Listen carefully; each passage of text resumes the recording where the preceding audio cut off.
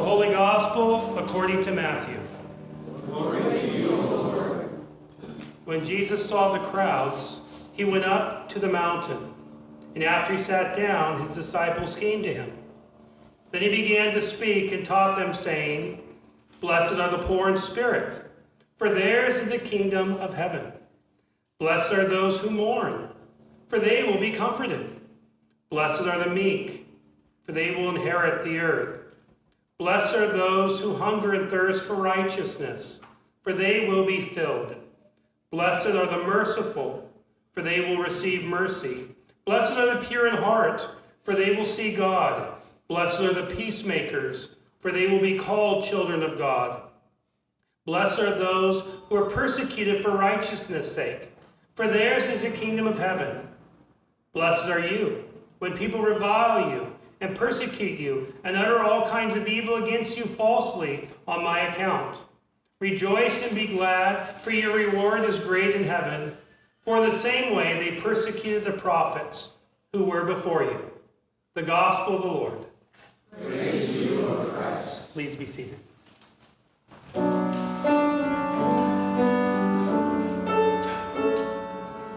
John, that's after. It's a lovely song, so we can just get right to it. Then one of the elders addressed me, saying, "Who are these robed in white, and where have they come from?" I'd been an intern pastor for a couple of months. I was 24 years old, and it was time for me to learn what it meant to be a pastor, and so I was on my vicarage, my internship.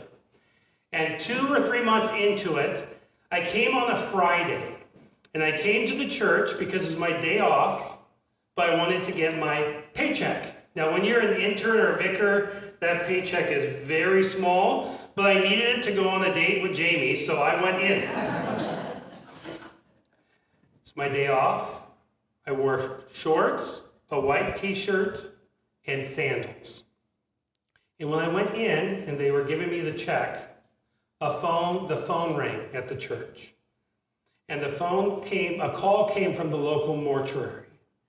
And they said they had a room filled with people, between 300 and 400 people, and the pastor forgot to come to the funeral. And they were calling for the pastor of the church, but he wasn't there. So they go, "Well, we don't have the pastor, but we have an intern." And they said, "Send him over." Now, mind you, I have shorts, a t-shirt, and sandals for a funeral. And I said, "Can I go home and change?" And they said, "No, come now. We need a pastor." And so I looked in my closet in the office. I had my dress shoes and socks. So I put socks on, dress shoes, and then I grabbed my robe. And I covered myself up. So if they would have peeked under the robe, they would have seen naked legs, right?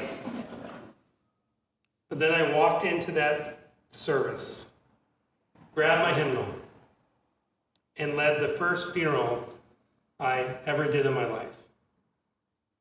I imagine on that day, people were thinking, "Who is this robed in white? And where did he come from?" But that's the question for us. That's the question John is asking as he sees a multitude of people, more than you can count, from every tribe and every tongue and every language. And he asks this question, who are these robed in white? And where did they come from? Now, before we answer that question, it shouldn't surprise us at the very end of the book of Revelation, the end of the Bible, they mention clothes. Because I don't know if you know this, but God is a tailor. God is interested in clothes from the very beginning of the Bible, throughout the Bible. Clothes are always mentioned. Adam and Eve, they tried to make clothes out of fig leaves. God, though, then knew better and gave them animal skins. Later, Joseph was given a robe, a multicolored cloak, which made his brothers jealous.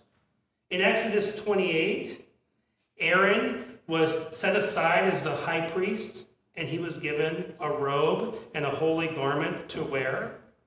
The prophet Isaiah, in Isaiah 61, said, God has clothed me in a robe of holiness and a mantle of justice as a bridegroom. God gave me the clothes I needed to do the job of proclaiming the truth to Israel. In the book of Samuel, Jonathan and David make a covenant with each other, and then how do they show that they're in this covenant of their friendship? They swap clothes. And people have been swapping clothes ever since. Where Elijah, when he departed, he gave to Elisha his mantle to help him on the way. Clothes matter. We even know this in our own lives because we have a saying, clothes make the man, right?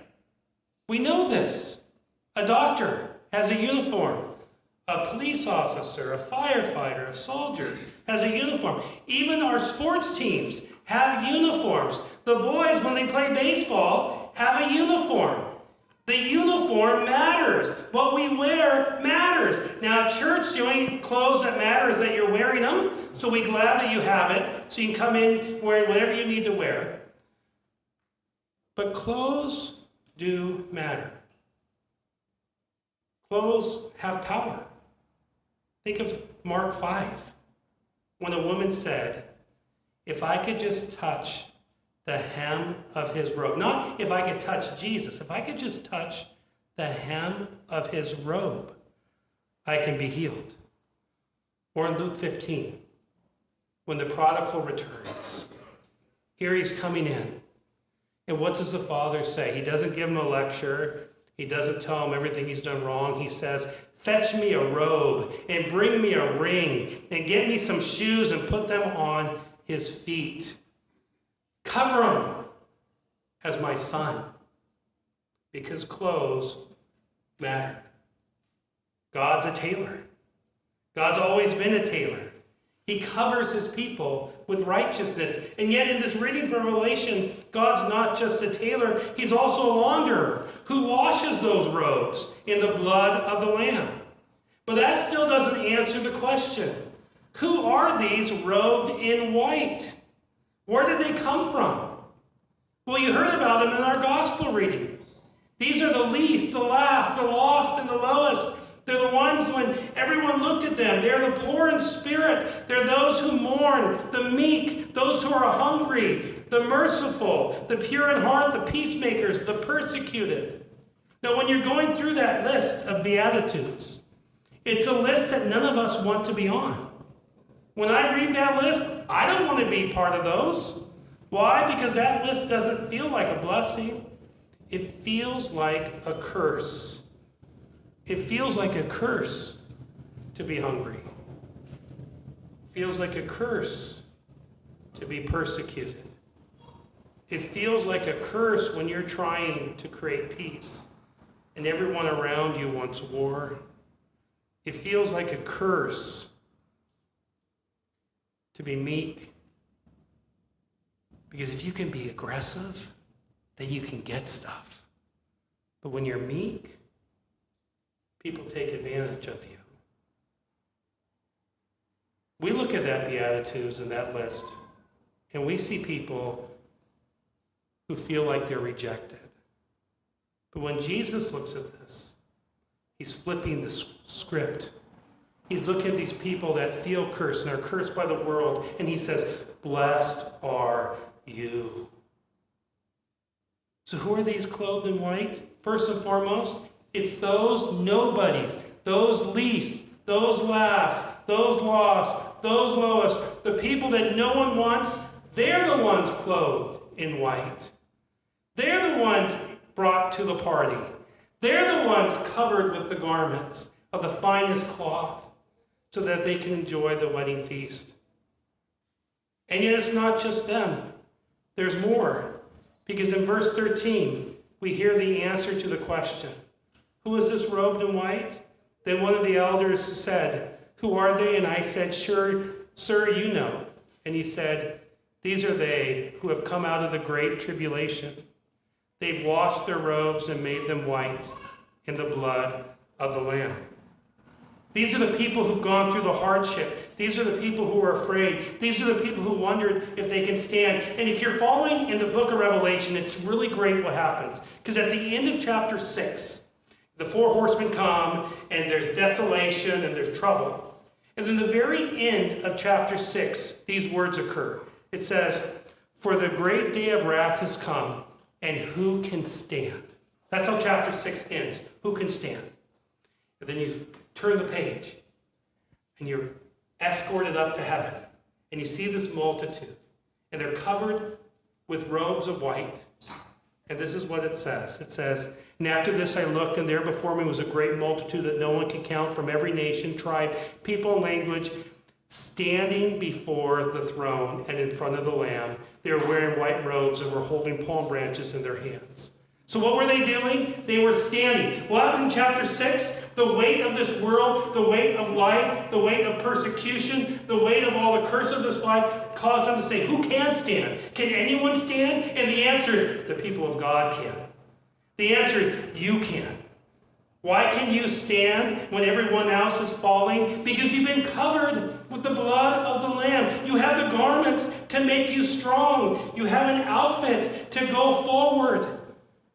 A uniform to stand and praise God. That's why you can stand. That's why you can hold your head high.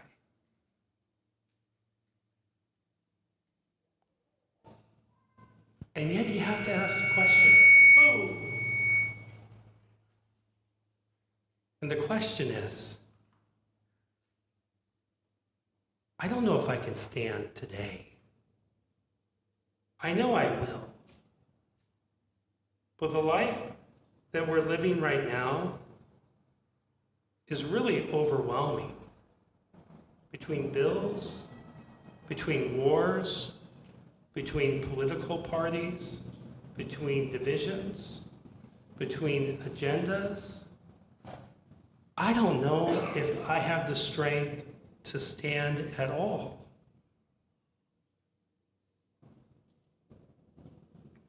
I want to go back to my funeral for a second. When I walked into that funeral, I had very little idea of what to do. I'd never done a funeral. And at age 24, I'd only been to 2. And funerals were part of your senior year at seminary. So all I knew I could do was grab the book, go right through the funeral service. I had people share, I knew the man's name was Bob. And so I said, clearly you were here because you love Bob. So would anyone be willing to share about him? And then afterwards, I just preached about Jesus. And as I left, the widow came up to me. And she said, "Thank you, Pastor, for talking about Jesus." And then the next person came out and said, "Thank you, Pastor, for sharing us about the love of Jesus." Someone else said, "Thank you, Pastor, for showing up." Well, I wasn't a pastor yet. Hadn't had any kind of ordination, no certificate, no call. But in that moment, as people were leaving, dressed in a robe, they began to say to me, "You are pastor." They were making me a pastor right there, or declaring me to be one. Not that I was inside. I still had my feelings. I still fell short. I still struggled. But at that moment, hearing the gospel, they were then reflecting back to me saying, "Pastor, pastor, pastor." I left a pastor that day, sort of. Because they declared it so.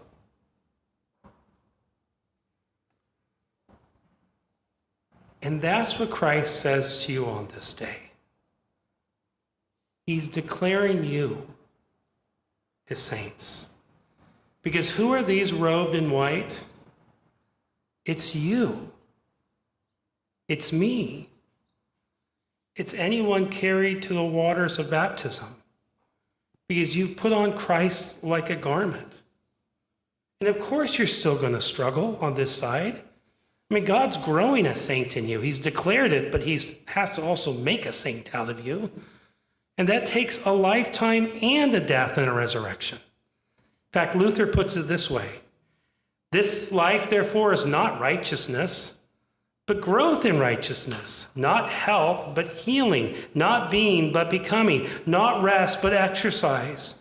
We are not yet what we shall be, but we are growing toward it. The process is not yet finished, but it is going on. This is not the end, but it is the road. All does not yet gleam in glory, but all is being purified. So if on this day you don't feel like much of a saint, well, I'm sorry you don't feel much like a saint, but Christ has made you one. He's declared it so, and he's growing the saint in you. And as you wait that day to finally fully experience sainthood, that day when you're fully transformed, as we wait, he gives us a promise to hold on to as we live out these days. And listen to these words finally. It says, "For this reason, they are before the throne of God and worship him day and night within his temple. And the one who is seated on the throne will shelter them. They will hunger no more and thirst no more. The sun will not strike them. For the Lamb at the center of the throne will be their shepherd, and he will guide them to springs of the water of life. And God will wipe away every tear from their eyes." Did you hear that? The Lamb who covers you with his blood is also your shepherd. He's the one who's going to take care of you. He's the good shepherd who lays down his life. He's the great shepherd who comes back for his own, but he's the lamb shepherd who knows what you're going through and is with you every step of the way. He feeds you, clothes you, he covers you, and he walks with you. And he won't stop until you're with him on that last day. And as we end at this point and we turn to the song that we're going to sing, this song, "Death Be Never Last," the man who wrote it after his wife died. And as he wrote it, the sting of death was very real to him. But the promise is, it's not said, but it's implied. And it said, "Death be never last." Death occurs, but it's not last. What's last is the trumpet sound. What's last is the resurrection. What's last is seeing Christ face to face. And there we will be with him on that great and glorious day. And so